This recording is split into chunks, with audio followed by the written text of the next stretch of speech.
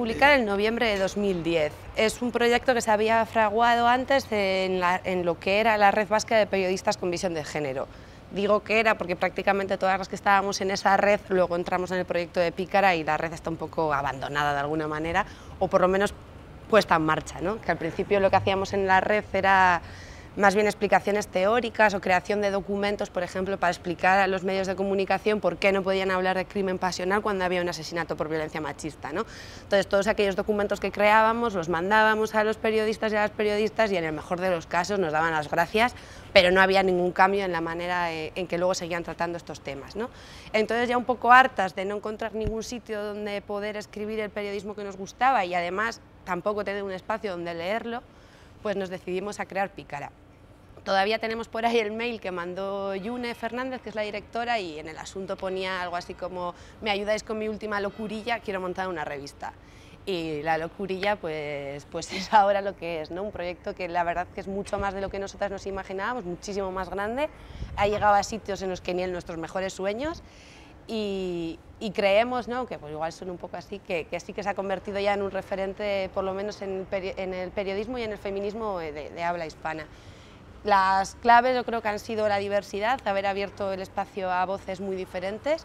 En el equipo hay muchas mujeres que no se definían como feministas, que sí que tenían cierta inquietud, pero no se definían como tal, y bueno, a raíz de Pícara pues han ido quizás asimilando o asumiendo ciertos planteamientos feministas y yo creo que también otra de las cosas que ha tenido Pícara a su favor es el uso del humor, ¿no? Que haber dado espacio al humor en Pícara ha sido un acierto, espacio al humor y al color, ¿no? Que hasta ahora la prensa feminista o era prensa de la academia o era prensa de grupos feministas muy concretos, ¿no? Entonces la de la academia no llegaba al gran público, la de los grupos feministas tampoco, y creemos que Pícara para eso sí que ha sido un punto de inflexión en la prensa feminista, por lo menos. Yo no sé quién ha dicho esto alguna otra vez, no me lo he inventado yo, lo ha dicho alguien y no sé citarlo ahora mismo, que el género al final no deja de ser puro teatro, ¿no?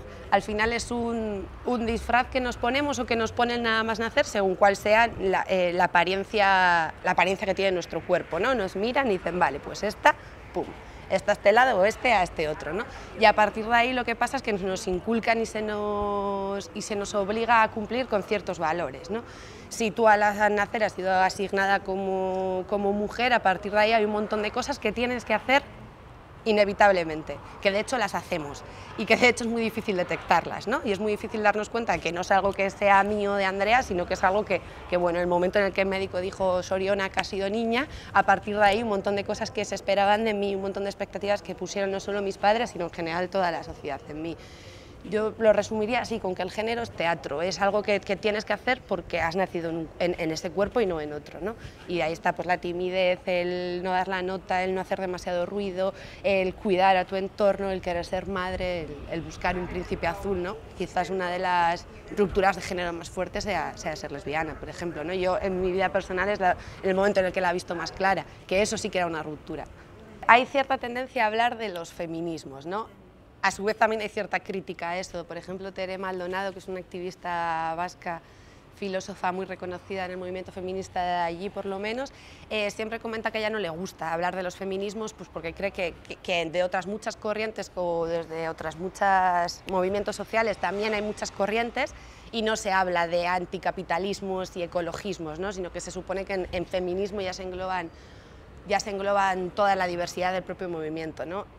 Para mí es muy difícil, por lo menos, decir qué rasgos tiene el feminismo ahora, así que por lo menos últimamente siento que hay cierta tendencia a hablar de las intersecciones, ¿no? de asumir que las discriminaciones y desigualdades que sufrimos no se pueden reducir solo al hecho de ser mujeres, ¿no? Que sí, pero que hay otras muchas cosas que nos van atravesando y que nos van discriminando y que tampoco se suman estas discriminaciones, sino que se van interrelacionando, ¿no? Entonces yo sí que veo que se está haciendo un esfuerzo y se está abriendo el feminismo más clásico a otras nuevas maneras de entender el movimiento. Creo también que más allá de la propia apertura del movimiento feminista más tradicional, el resto de los feminismos están entrando con fuerza y no están pidiendo permiso, ¿no?, para que sus discursos lleguen a más gente. Y yo creo que eso, por un lado, quizás lo que reseñaría más ahora es la apuesta por la interseccionalidad, ¿no? Que que como hasta ahora sí que había quizás más confrontación entre unos feminismos y otros, y yo creo que ahora hay de alguna manera algo más de unión, y me atrevería a decir que ha sido también gracias a Gallardón. Estábamos pasando por una situación crítica, yo que el contexto que más conozco es el del País Vasco, y fue impresionante cómo se dejaron de un lado las diferencias, como muchos grupos que hacía años que no compartían espacios de militancia, porque los debates que se estaban dando eran teóricos, entonces ahí había confrontación y no se acercaban de ninguna otra manera, como a la hora de hacer frente al intento de reforma de ley. Fue, yo creo, que un momento clave para el feminismo, al menos vasco, y yo creo que en otros sitios también. Sería estupendo que las estableciera, y de hecho lo hace, ¿no? Sobre todo yo creo que por algo así como muy en lo concreto, y es que las feministas normalmente estamos en otros espacios de militancia, ¿no? Yo creo que pocas estamos solo en el movimiento feminista y tenemos un montón de luchas más abiertas. Una vez entras en el activismo social ya son un montón de frentes a los que abarcar. Y yo creo que las feministas estamos en todos los movimientos sociales y en todos estamos haciendo fuerza, y en todos cada vez se nos hace más caso. Probablemente porque ahora la igualdad entre hombres y mujeres es lo políticamente correcto, ¿no? Y es difícil que desde cualquier movimiento social de izquierdas abiertamente, o al menos en el tema de discurso, haya resistencias. Luego es verdad que en la práctica las tenemos, ¿no? Y todas las que militamos en espacios mixtos, mi única espacio de militancia mixta es una coordinadora del 28J con compañeros gays, que podría parecer un espacio que iba a ser confortable, y aún así tenemos la gran pelea, ¿no? Yo creo eso, que a nivel formal estamos en todos los movimientos sociales, estamos haciendo incidencia política, aun peleándonos en el día a día con un montón de cuestiones, ¿no? Pero yo tengo compañeras que están en el movimiento Ocupa, en el movimiento ecologista, ahora contra todas las políticas neoliberales también se está haciendo mucha fuerza.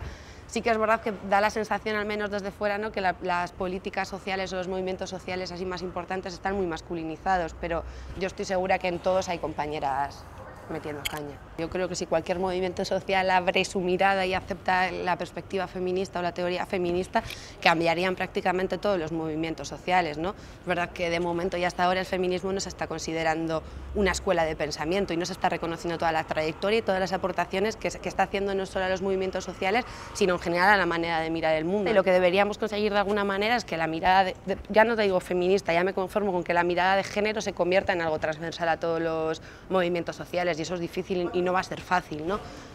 Pero no nos queda otra que seguir insistiendo.